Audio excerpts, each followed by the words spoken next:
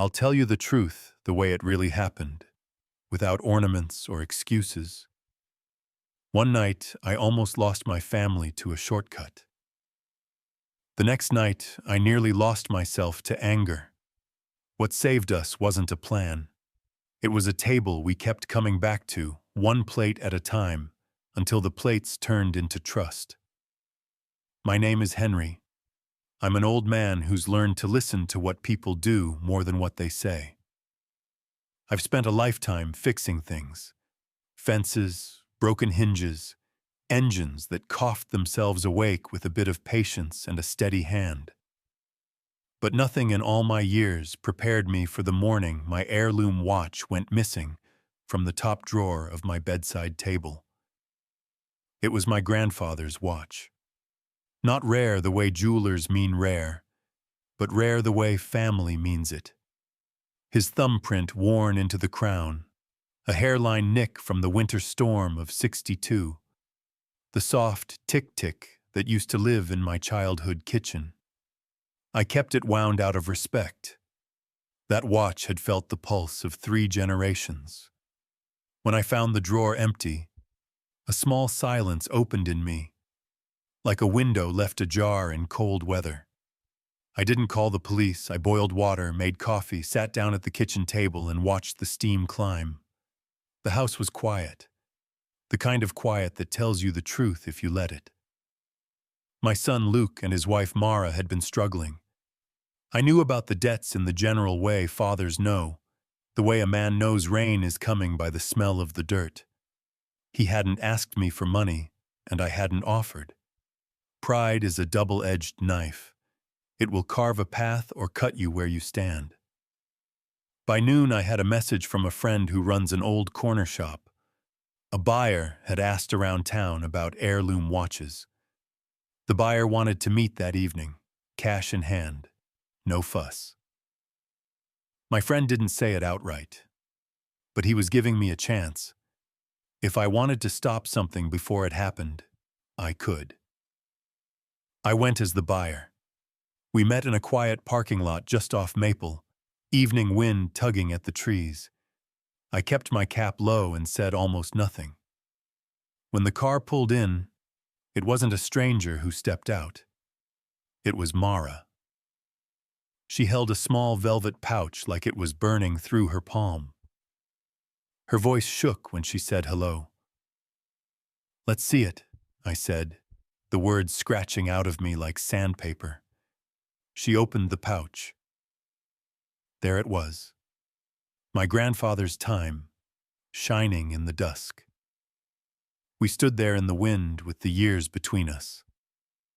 She tried to speak and failed, a sound like a swallow caught in a throat. Before she could try again, another door opened, Luke's. He had been driving. He couldn't even look at me at first. Then he forced himself to. "Dad," he said, and his voice broke. "I told her we couldn't do it." It was my fault. I let it get this far. I took the watch gently from her hands. I didn't shout. I didn't say the things hurt makes you say. I just looked at my son and the woman he loved and said the only true thing I could find. "You almost sold time," I said. "We don't get more of that."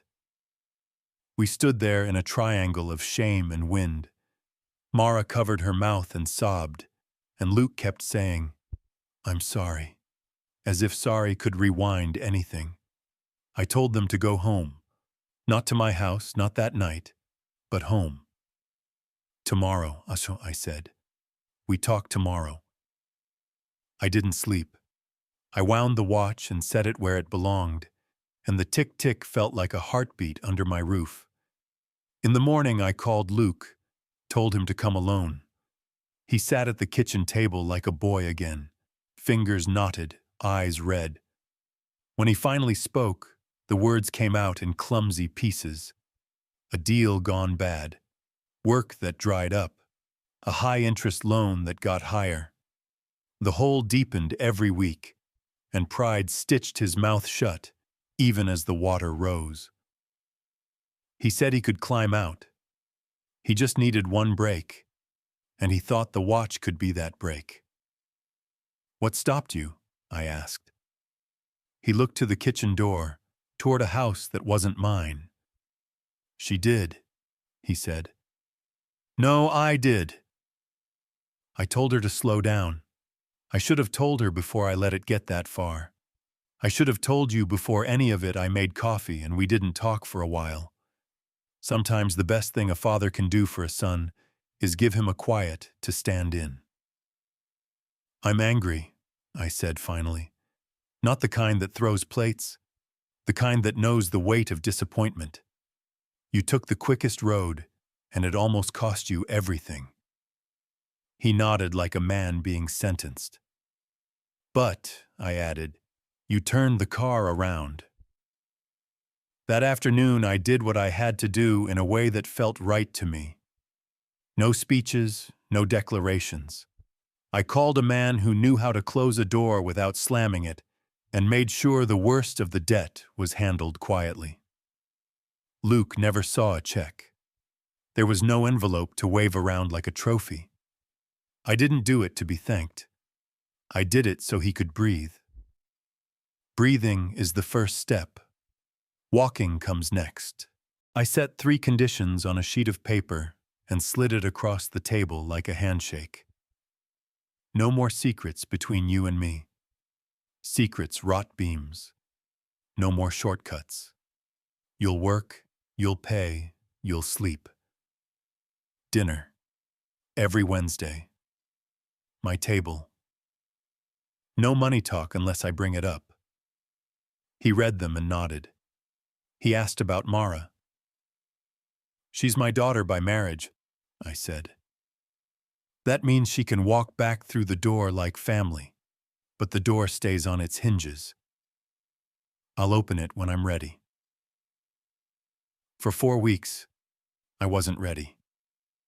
Mara called. She left notes. She left a tin of cinnamon rolls at the stoop because she remembered I liked them hot with butter.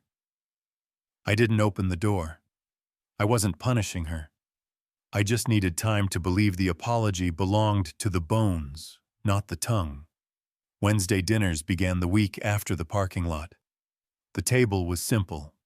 Bread, stew, something green. Sometimes we ate in easy silence, the kind of silence men keep when they're thinking the same thing and don't need to say it. Sometimes Luke told me about the day in a dozen small pieces, how a customer came back, how the boss added hours, how it felt to sleep 8 hours straight without nightmares. I told him about the birds behind the shed, how one of them tucked a feather under the eave and came back for it later, as if it had remembered an old debt. On the 5th Wednesday, the doorbell rang early. When I opened it, I found no one on the step, just a small box wrapped in brown paper with a careful ribbon. Inside, the watch's old, cracked leather strap, polished with love instead of chemicals, nestled in a new velvet cradle. A note in a hand that shook. It was never mine to solve our life with. It was always yours to keep our life together. If you ever let me sit at your table again, I'll bring the coffee. Mara. I put the strap back where it belonged. I kept the note. The first dinner she joined us, she stood in the doorway like a child who had learned the shape of humility for real. No mascara, no jewelry, just a casserole dish that steamed the kitchen windows and a whisper. "May I come in?" I nodded. She didn't try to touch the watch. She looked at the chair as if it might refuse her and waited for me to pull it out. I did. We ate slowly. We didn't talk about the watch. We talked about the weather and the neighbor who planted zinnias late and still got a jungle out of them. When she left, she took the dishes to the sink and rinsed them until the water ran clear. Then she asked if she could come next week. "We'll see," I said, and that was honest. You can tell the health of a family by the sound of their forks. If the metal skitters nervously against the plate, something is off. If it keeps a steady, soft rhythm, they've found a way to breathe together. Our forks found a beat. Mara didn't apologize with speeches. She apologized by showing up. She called her mother and mended a quarrel I never knew they had. She brought hot soup to Mrs. Perez on the corner without posting about it. She started writing down receipts in a little book with a blue ribbon marker. No magic tricks, just the ordinary work of trust, which is harder and holier than any miracle. Luke found second shifts and took them without complaint. On Sunday afternoons, he'd come by after mowing 3 yards with grass clinging to his shoes and pride tucked loosely in his shirt pocket. He paid what he owed, slowly, honestly. When he handed me the first receipt he'd earned back from a creditor, he didn't smile. He just looked like a man who had set down a heavy tool and discovered his hands still worked. Fall came, then a hard frost, then the brittle light you only get in November. I hosted Thanksgiving because I always had, and because a table like ours demands a holiday now and then to prove it's real. I brined the turkey, burned the rolls, they never forgive me, and set 3 plates down like promises. Luke carved, Mara mashed, and I stirred gravy until the kitchen smelled like history. We said a short grace, the kind that acknowledges food, breath, and the fact we were sitting in the same room with nothing unsaid for the first time in a long time. "Tell me one thing you're grateful for," I said as we ate. Luke didn't think long. "That you let me fix what I broke." Mara swallowed and said, "That you didn't measure me by my worst day." "Mine is simple," I said. "That the old watch still ticks." We laughed then, real laughter, not the cautious kind. We ate pie. We turned on the football and argued about nothing. The house felt full and stubbornly alive, which is all I've ever asked of it. December brought small light strings in the window and a wreath that smelled of pine. We kept Wednesdays. In January, when the snow came in sideways and the wind turned the porch steps to glass, they still arrived right on time, stamping their boots and bringing heat in with their bodies and good talk. In February, Luke got a raise. Nothing huge, but everything to a man who wants to look his father in the eye. He held up the pay stub like a boy who'd nailed a birdhouse straight at last. I told him I was proud of him. The words felt like the first warm day after a long winter. There were relapses, of course. One night in March, Mara panicked at a bill with red print and came by in tears. I made tea and reminded her what we say when fear rushes the door. We slow down. We don't run. We count the next 3 steps out loud. Luke took her hand and they counted, "Call the company, ask for a plan, pay what we can now." And then the 3 of us sat there while the kettle went cold. And they did the brave thing, made the call instead of imagining an end of the world that hadn't arrived. People think reconciliation happens in one dramatic scene, all tears and violins. That isn't how it happens in the cities I've lived in, or the kitchens I've cleaned. It happens in the middle of ordinary time. It happens in the way a person remembers how you take your coffee without asking, in how they return the wrench to the drawer where it belongs, in how they keep listening after the story is over. I watched my son and the woman he chose do those small things until small became steady, and steady became beautiful. Spring made the trees gossip in green. We grilled on Wednesdays and tracked charcoal through the hall and laughed about it while we swept. Summer taught us how to stretch a lemonade pitcher with extra water and a lot of ice, and none of us complained because we had shade and a place to sit in it. Fall came again. We set the table for Thanksgiving, and Molly from next door joined us because she'd lost her husband that year. And a chair is a terrible thing to leave empty when you own more chairs than people.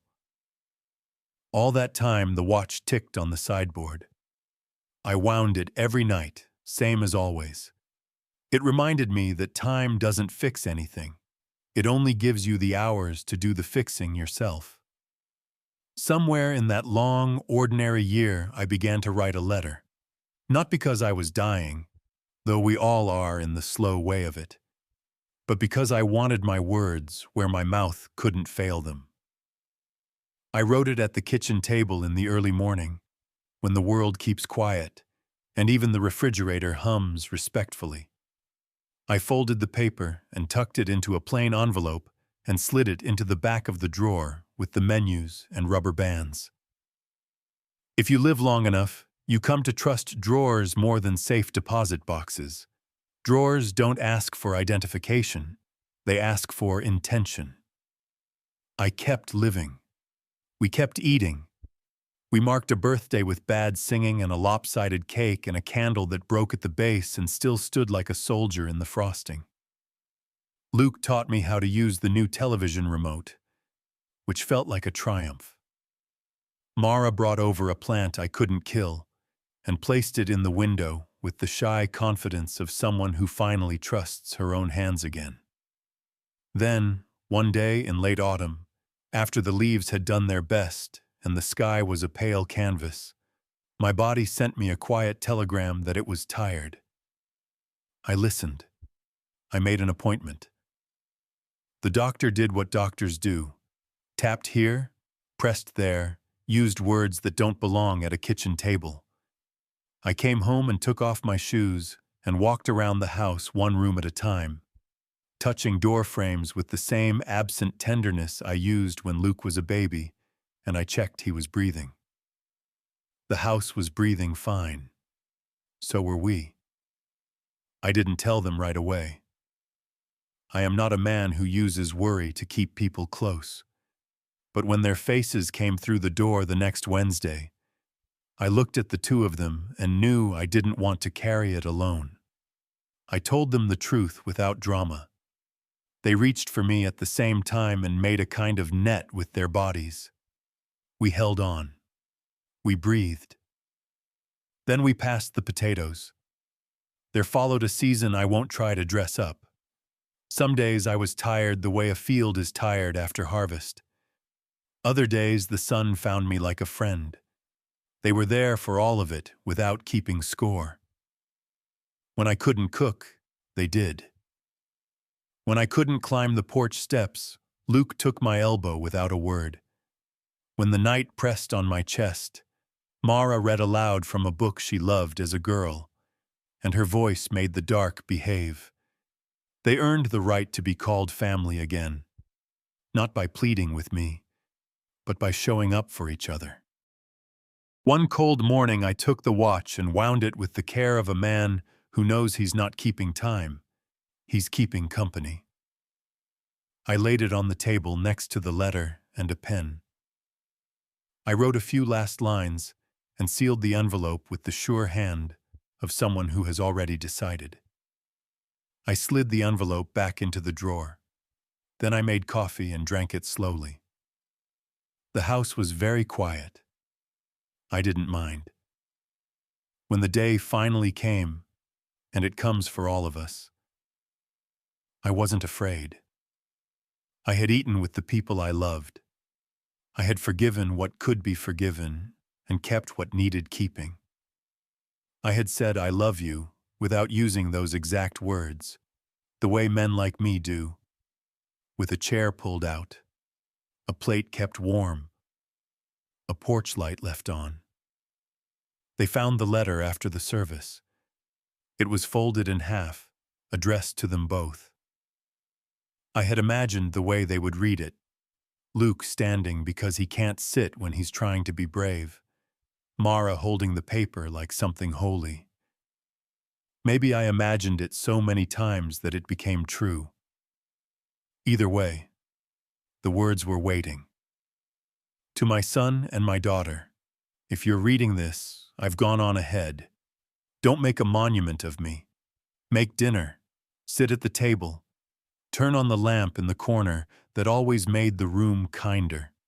Remember that the simplest meal can carry the heaviest gratitude if you eat it together. I have made arrangements that are plain. Everything I own, this house, what little savings there are, and yes, the old watch that knows our heartbeat, goes to you two together. There are no tricks here and no puzzles to solve. It is yours. I am not leaving it to you because you asked. I am leaving it because you proved with your own hands that you know the worth of work and the weight of family. You turned back from a shortcut. You chose the long road home. You showed me that earning your way and keeping each other close are not rival gods, but the same good thing. My trust in you is complete. Use what I've left to make a life that looks like the best parts of our table. Shared, steady, honest. If the day ever comes when money asks you to betray each other, send the money away. Keep each other. That is the only wealth that lasts. Wind the watch on Sundays. Not because it needs you, but because you need the reminder that time is a gift, not a guarantee. When you pass this house on an evening in late fall and see a light in the kitchen window, smile. The light is for you. It always was. With all the love a father can hold, Henry. They told me later, if there is a later, the dead are allowed, that the kitchen felt strangely bigger after they read it, as if the walls had taken a deep breath and finally relaxed. They set 2 plates and heated leftovers. They ate in the quiet that isn't empty. When Luke reached for the watch, he didn't strap it on. He rested it between them so it could tick in both directions. Some nights, if I let my mind wander where the living and the gone share a fence, I think of that table. I see them arguing softly about the best way to fix the back steps. I see Mara wiping her eyes with the corner of her sleeve and laughing at the same time. I see Luke standing to wind the watch. The lamp makes a small circle of gold on the wood. The forks keep time. The house continues. And everything I meant to say keeps being said without words. I told you I'd keep it simple. No speeches, no tricks.